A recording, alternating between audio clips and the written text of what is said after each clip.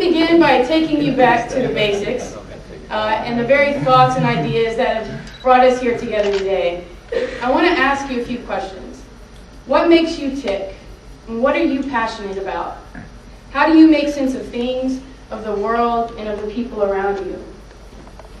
Well, while I was attempting to create a presentation for this conference, I found myself sitting alone in my apartment, silently brainstorming answers to these same questions.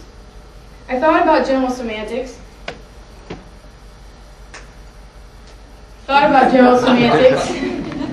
and all the principles I learned in class and during the summer seminar.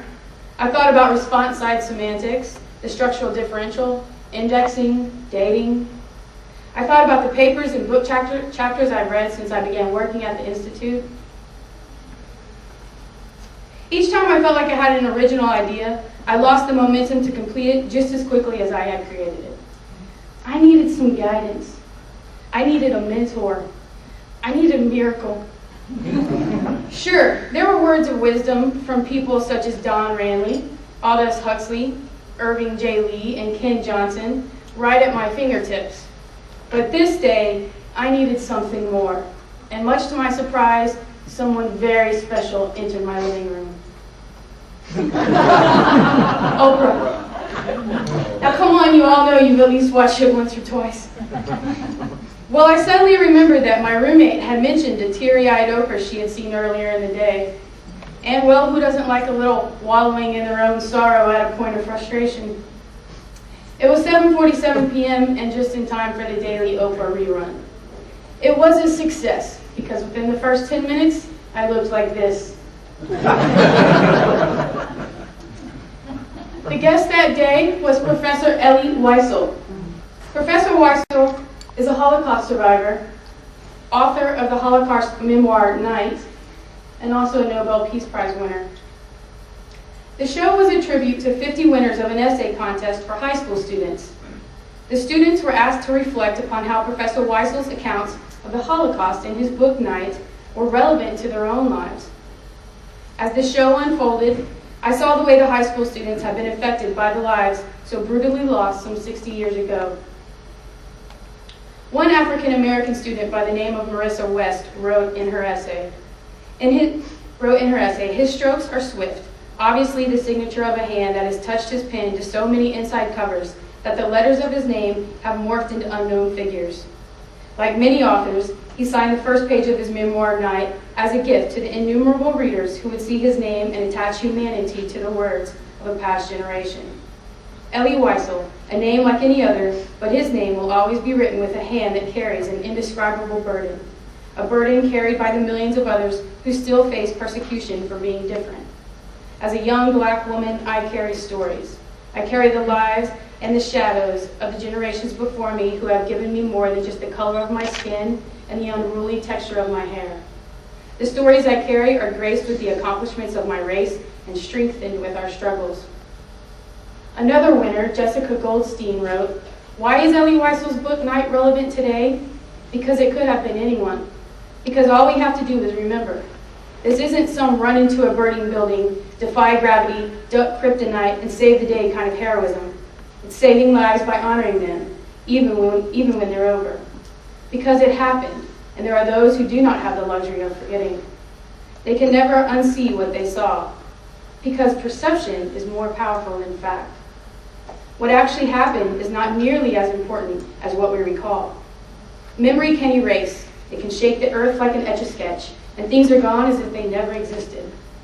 Memory can change someone's name, tear down a skyscraper, obliterate a face. It's a picture we draw, and it's not exact. As time passes, the picture fades, and if no one takes care of it, it just fades away into oblivion. It was after hearing portions of these essays that it hit me. This was time binding in its most applicable form. This was time binding as more than just a principle of general semantics, time binding as a way of making sense. Dramatic pause, Franklin. I watched young person after young person reflect on their own lives due to the awareness they had gained of the pain and suffering of those that had come before them. I was impressed with their refusal to any longer be socially apathetic or let the stories of what they learned about the Holocaust die. Professor Weissel reminded the audience of the importance of remembering the stories of the Holocaust. He stressed that through the stories, we can learn from our mistakes, consequently becoming better members of society. This is how we make sense.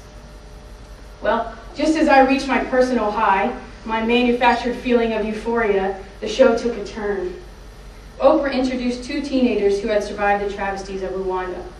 A reminder that although we know how to make sense, we continually let ourselves down. After the Holocaust, the international world made a promise to never let something of that caliber happen again. Despite this promise, thousands were murdered in Bosnia during the 90s.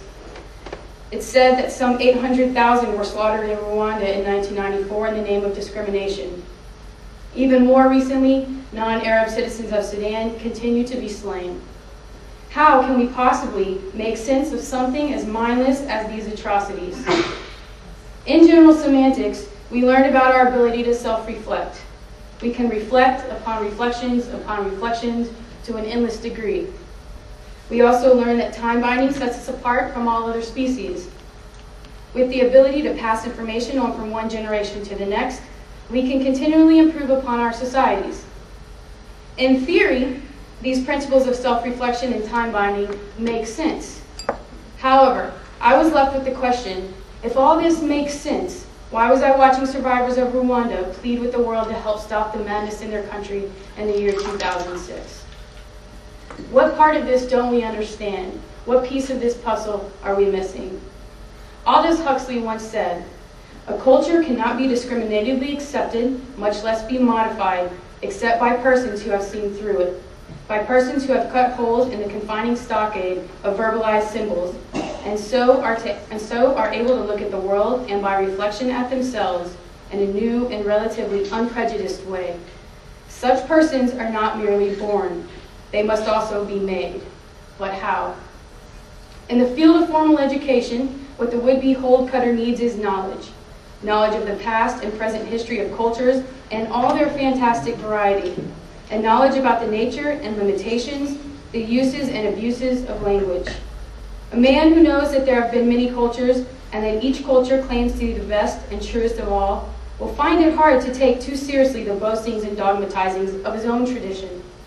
Similarly, a man who knows how symbols are related to experience and who practices the kind of linguistic self-control taught by the exponents of general semantics is unlikely to take too seriously the absurd or dangerous nonsense that within every culture passes for philosophy, practical wisdom, and political argument. Is Huxley suggesting that we have a mass distribution of science insanity? Yes. Is he also suggesting that once the killers of modern time read science insanity, all evil will cease to exist? No. So, then how do humans become the educated species Huxley refers to? I was glad to know that in his own moment of weakness and frustration, Irving J. Lee once asked Alfred Korzybski, "Now, Alfred, you have been thinking about this stuff for a very long time. Can you tell me, in a nutshell, what are you trying to do? What is the objective of all this reading and studying and talking and sweating that you go through day after day, year after year? What are you after?" And Bruce, I would have paid you earlier if I would have known you had such a good Korzybski accent, but I'm going to go with the white girl Texan thing still. Korzybski replied, "Irving, we are trying to produce a new sort of man. A man who will have no new virtues, but we will know how to describe him, and maybe we will know how to create him." This prompted Lee to outline a set of characteristics that, when combined, created a profile of this new sort of person, this semantic person he believed Korzybski was referring to. As expected, this profile serves as a more detailed parallelism to Huxley's knowledgeable human race. Among the characteristics, Lee suggested that the semantic person would have curiosity about the world and people around him. He would inquire. He would never be afraid to ask. He would have a good memory, but have the capacity to forget the unpleasant. This man would have a sense of similarities and differences among things. He would acknowledge the existence of gray. He would know how to contemplate and act. He would integrate knowing and doing. This man would be continually aware of etc., therefore protecting him from becoming a bigot and fanatic. He would have beliefs and convictions, but would always know that there is something more. The semantic person would have great reserves of patience. He would be social and friendly, speaking with precision and specificity. He would not succumb to defeat and despair. More importantly, he would know how to date previous defeats. This man would be both individualistic and altruistic. And finally, the semantic person would be alert to the possibilities and potentialities of human being. He would be rarely satisfied with his performance as he knows it. He would recognize that the limits of learning are awfully hard to define. That in this vast, tremendously big world of ours, the possibilities of human growth and human development, perhaps, have not yet been readily defined. I think we created a wonderful outline of the type of person needed to make sense of as much as possible in today's society. However, the main hurdle still remains. How do we graduate from knowing how we should act to actually acting that way? How do we go from studying the events of the Holocaust to living in a genocide-free world? How do we effectively demonstrate our time-binding abilities through something more critical than the Oprah show? How do we embody the semantic person? How do we make sense? In Konstantin Stanislavski's Building a Character, the character Tortsov has some words of wisdom that Lee mentions as a possible means of helping create this person. He says, "Today you learn something. Tomorrow you think you can already be letter perfect in technique.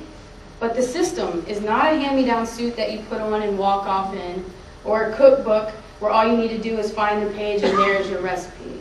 No, it is a way of life. You have to grow up into it, educate yourself in it for years. You cannot cram it into yourselves. You can assimilate it, take it into your blood and flesh, until it becomes second nature, becomes so organic a part of your being that you are transformed by it for all time. It is a system that must be studied in parts and then merged into a whole, so that it can be understood in all its fundamentals. When you can spread it out before you like a fan, you will obtain a true grasp of it." I think we can all agree that a semantic person, as characterized by Lee and hoped for by Korzybski, cannot be created overnight. This new sort of person will have to be developed over time. They will be the manifestation of generations and generations in practice. Enter you and me. We are responsible for time-binding this information we have stumbled upon.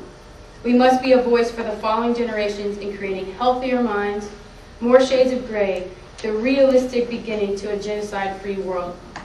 We must make sense of what we have been given, what we have created, and responsibly pass that knowledge on to those waiting in the dark. But again, I ask, how? How specifically can we begin embodying this new sort of person? Huxley claimed that education was the beginning. Although I agree that education symbolizes a key aspect, I believe commitment remains the first step. Commitment to taking the leap and jumping over the hurdle. Commitment to education, to ourselves, and to time binding.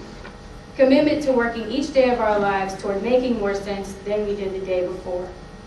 Commitment to educating ourselves to the extent that we learn something new every day.